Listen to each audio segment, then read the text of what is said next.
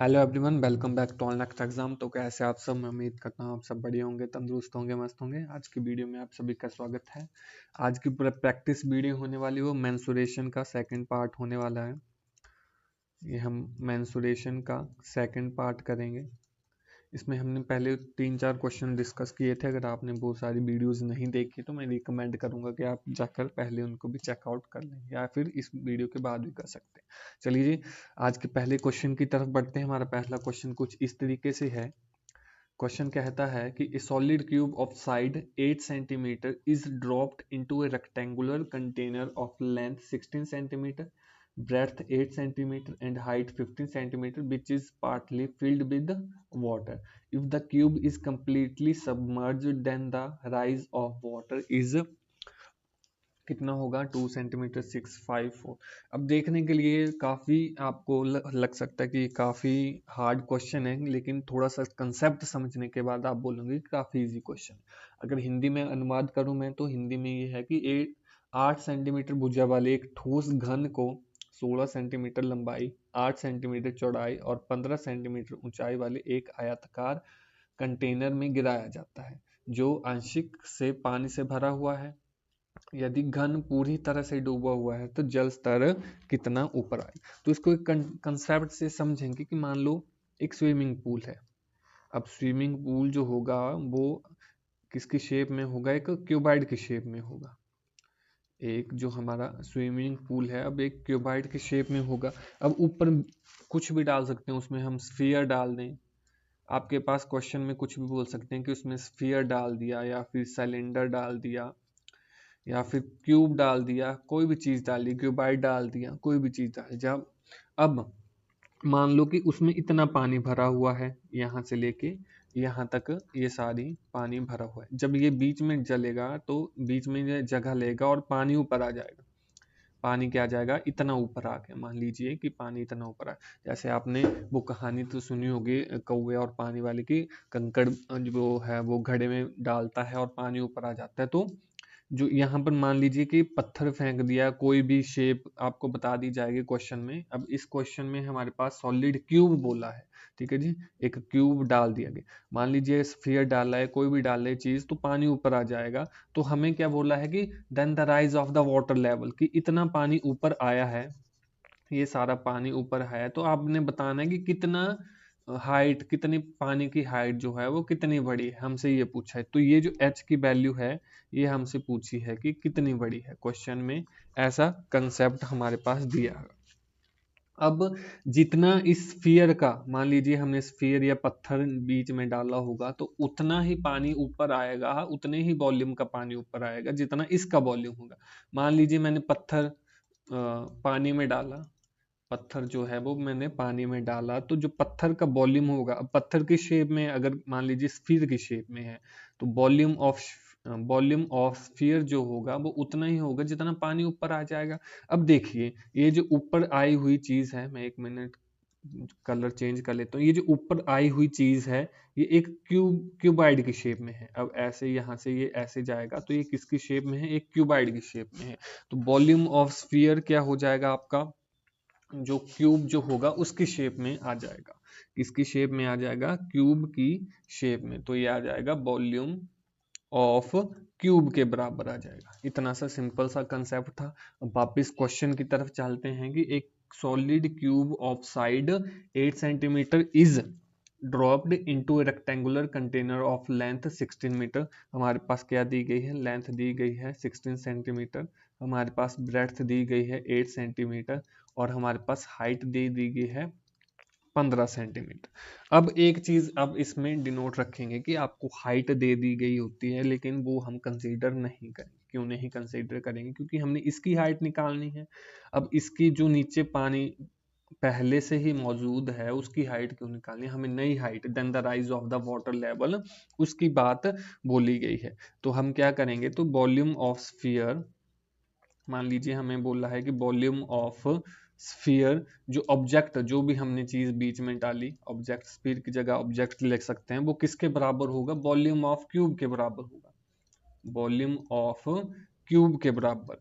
अब क्यूब ये क्या आया? ये जो आया, जो पानी ऊपर आया, जो पानी ऊपर आया उसके बराबर होगा।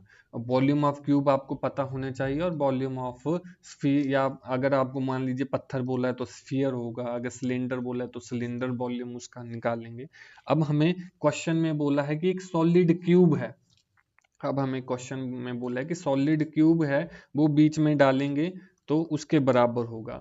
और हमारे पास इस ड्रॉप इनटू, और रेक्टेंगुलर कंटेनर है तो कंटेनर का वो लगा लेंगे हम, वॉल्यूम ऑफ आपके पास आ जाएगा वॉल्यूम ऑफ रेक्टेंगुलर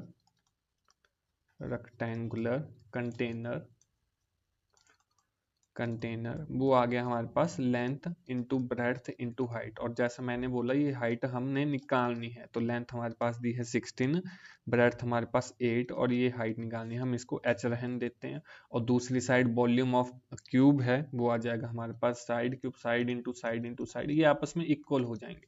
जैसा कि इक्वल क्यों होंगे, जैसे मैंने बताया कि जितना हम वॉल्यूम की कोई चीज पानी में डालेंगे उतना पानी ऊपर आएगा, तब ये दोनों वॉल्यूम आपस में इक्वल हो जाएंगे। तो अकॉर्डिंग टू द क्वेश्चन हमें दिया गया 16 इंटू 8 इंटू एच की वैल्यू हमारे पास क्या आ जाएगी, हमारे पास आ जाएगी वॉल्यूम ऑफ साइड आपके पास दिया 8 इंटू 8 इंटू 8। बस अब हमने इसमें एच की वैल्यू सीधी निकालनी है और उसमें पुट करनी है।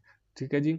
अब एच की वैल्यू कैसे निकालेंगे, 8 से 8 कटेगा, 8 एकम 8, 8 दूनी 16, ये 2 यहाँ पे डिवाइड हो रहा है, इस साइड क्या हो जाएगा मल्टीप्लाई हो रहा है, इस साइड जाकर डिवाइड हो जाएगा, 8 से 2 कटेगा, 4 आ जाएगा आंसर। ऑप्शन आपका कौन सा, ऑप्शन नंबर 4 आपके पास डी ऑप्शन राइट आंसर हो जाएगा कि 4 सेंटीमीटर पानी जो है वो पानी का स्तर जो है वो ऊपर आएगा। ये हमारे पास क्वेश्चन दिया गया है।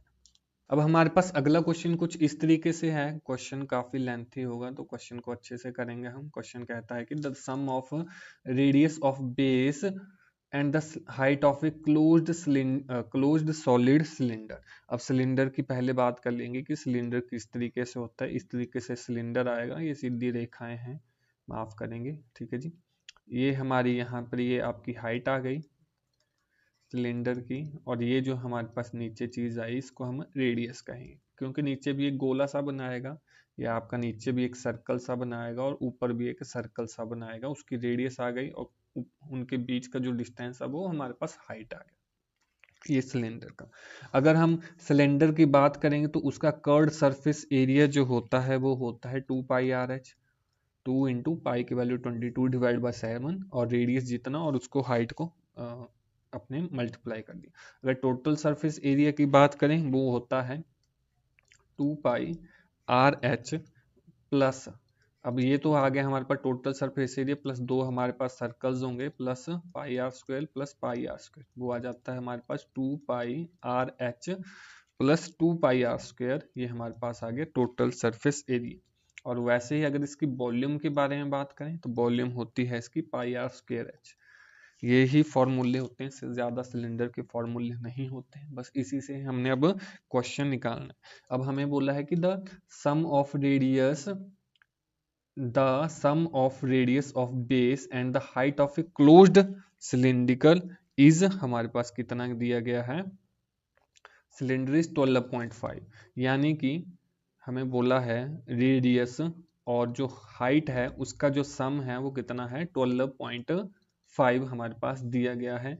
If the total surface area of a cylinder is 275, अगर हमारे पास टोटल सरफेस एरिया जो कितना है 275 है, तो हमें आर की वैल्यू निकालनी है कितनी होती। तो अभी हमने पढ़ा कि टोटल सरफेस एरिया क्या होता है 2 pi r h into 2 pi r square, और अगर मैं इसमें से 2 पाई आर कॉमन ले लूँ तो अंदर बच जाएगा एच प्लस आर, अंदर कॉमन बच जाएगा, तो 2 pi r into r plus h भी कहते हैं हम इसे, 2 pi r h plus 2 pi r square भी कह लेंगे, और इस तरीके से। तो ये जो हमारे पास 275 आया, ये क्या आया हमारे पास 2 pi r into r plus h की वैल्यू इतनी आ गई हमारे पास 275। अब यहाँ पर क्वेश्चन में ध्यान से देखेंगे कि यहाँ पर जो r प्लस एच की वैल्यू हमें शुरू में ही दी गई है कि ये है 12.5, तो बस 12.5 को यहाँ पर पुट कर देंगे तो हमारे पास इक्वेशन क्या बन गई, हमारे पास इक्वेशन बन गई कि 275 is equal to 2 pi r into 12.5, 5।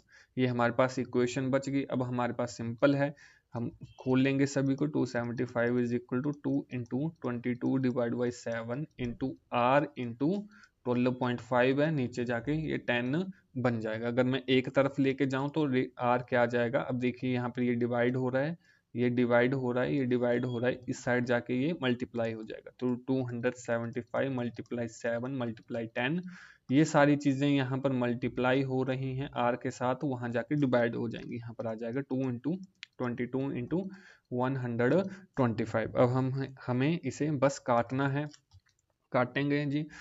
तो यहाँ पर 25 से इसको काटेंगे, 5 से जाएगा, 25 एकम 25, 2 चले गया, और ये 15 से जाएगा, 15 से नहीं जाएगा, 25 एकम 25, 26 27 2, और 25 एकम 25 11 से जाएगा, 15 से नहीं जाएगा, 11 से जाएगा। हाँ जी, अब 11 एकम 11, 11 दूनी 22, ये चला गया आपके पास। हमारे पास क्या आ गए, 2 एकम 2, 2 5 10, और 5 से 5 ये कट गए, हमारे पास 7 बच गया, और 2 बच गया। क्या बच गया, 7 भाग 2, और इसको करेंगे तो हमारे पास आंसर आ जाएगा 3.5। और ऑप्शन नंबर कौन सा, ऑप्शन नंबर ए इसमें करेक्ट आंसर हो जाए।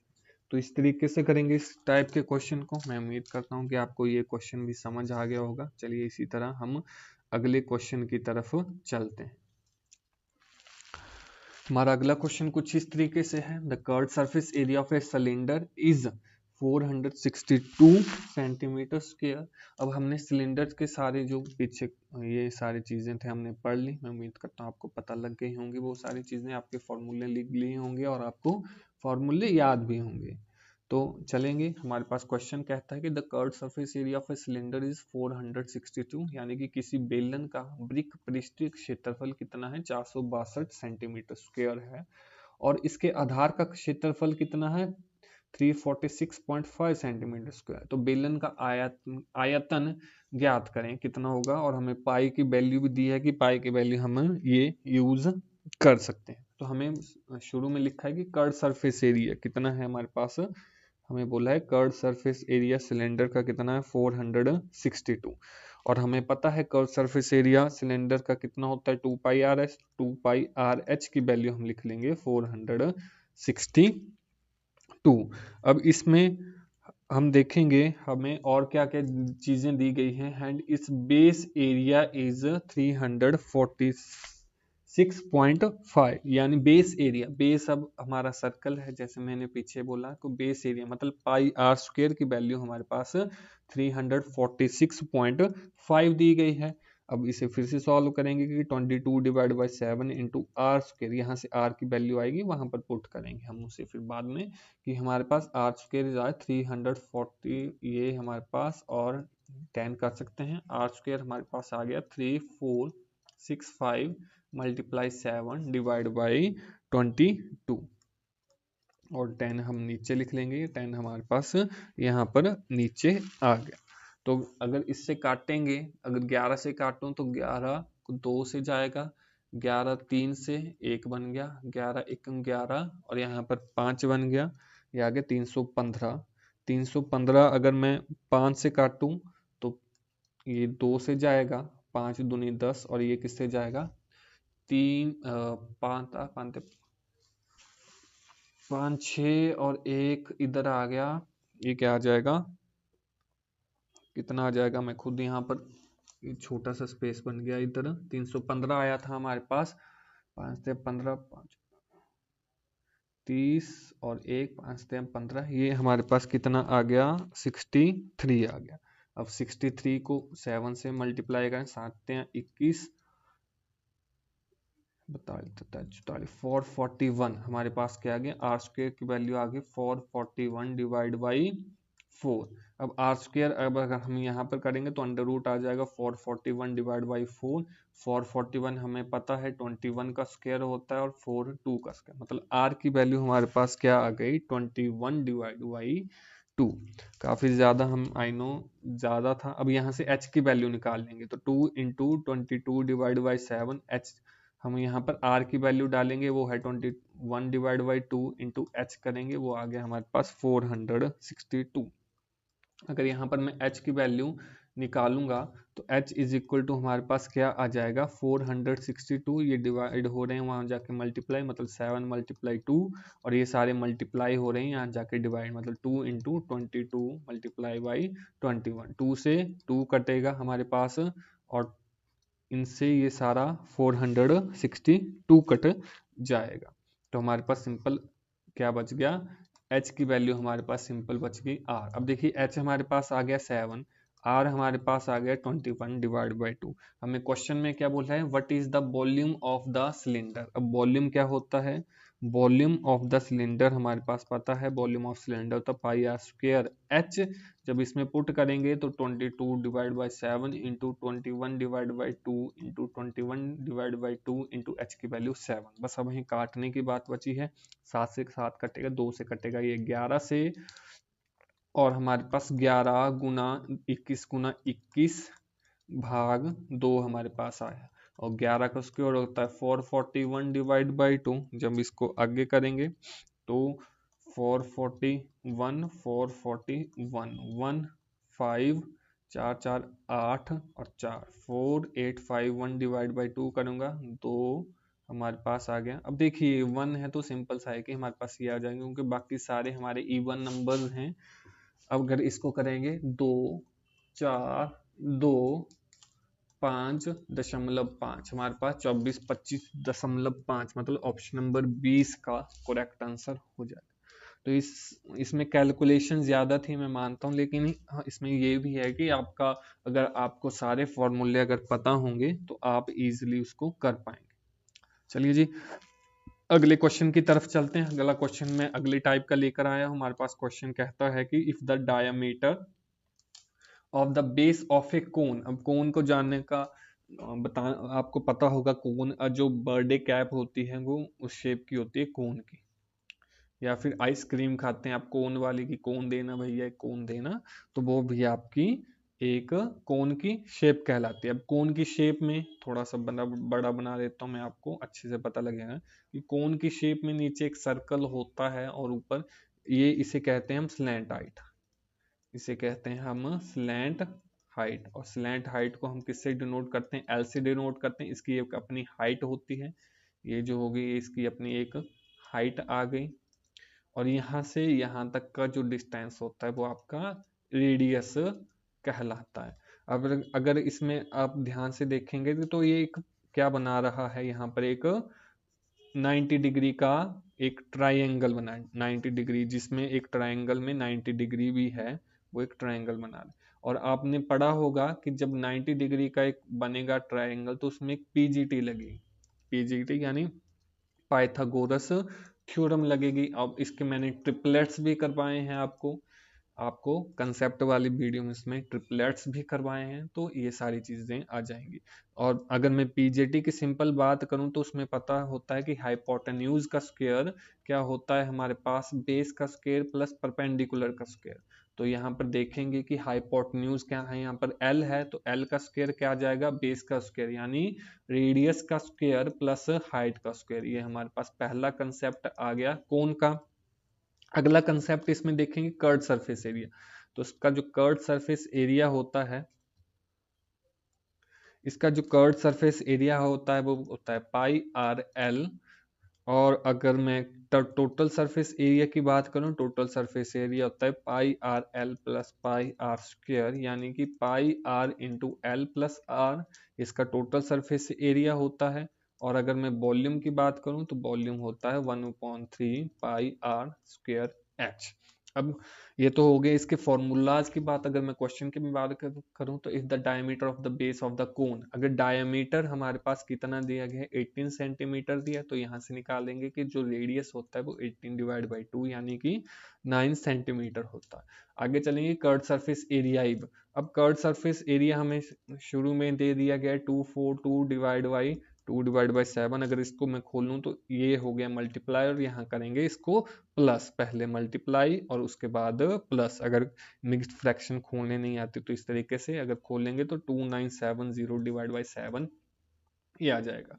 तो उसकी हाइट हमें पता करनी है। तो हमें पता है जो total curve surface area pi r L होता है, मतलब पाई आर एल की वैल्यू कितनी है हमारे पास 2970 डिवाइड बाई 7। अब बस इसमें पुट करेंगे कि 22 डिवाइड बाई 7 इंटू आर की वैल्यू हमारे पास हमने निकाली है 9 और L is equal to 2970 divide by 7 हमारे पास आए। 7 से 7 कटेगा और 22 से ये जाएगा इसमें 2970 डिवाइड बाई 22 मल्टीप्लाई बाई 9 करेंगे हम। अगर इससे काटेंगे तो 15 से जाएगा, तो मतलब L की वैल्यू कितनी आ गई हमारे पास 15 आ गए।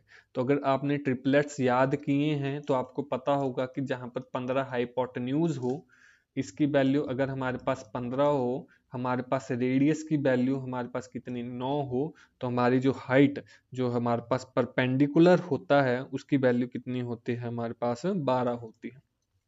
अगर आपको पता हो तो आपको, अगर नहीं पता है तो हम फॉर्मूला में पुट करेंगे कि 15 का स्क्वायर यानी हाइपोटेन्यूज का square is equal to base का स्क्वायर यानी रेडियस का स्क्वायर प्लस हाइट का स्क्वायर, ये निकालेंगे। तो हाइट का स्क्वायर आ जाएगा हमारे पास 15 स्क्वायर माइनस 9 का स्क्वायर। 15 का स्क्वायर कितना होता है, 15 गुना 15 225 माइनस 81 करेंगे, ये आ जाएगा 144 और 144 किसका अंडर रूट होता है 12 का। तो ऑप्शन नंबर कौन सा, ऑप्शन नंबर इसमें सी राइट आंसर कहलाएगा, इसका राइट आंसर हो जाएगा।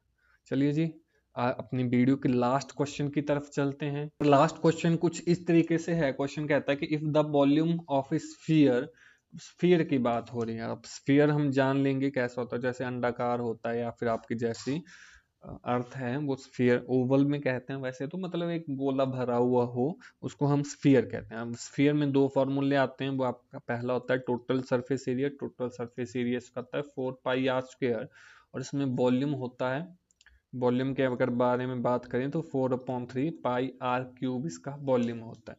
अब हम बोला है कि वॉल्यूम हमारे पास ये है तो उसकी रेडियस, अब वॉल्यूम की वैल्यू हमारे पास दी गई यानी 4/3 पाई आर क्यूब की वैल्यू हमारे पास दे दी गई है 6974 इंटू 21। अब इसको खोलेंगे तो सबसे पहले 697 मल्टीप्लाई 21 करेंगे, 697 आ जाएगा यहाँ पर।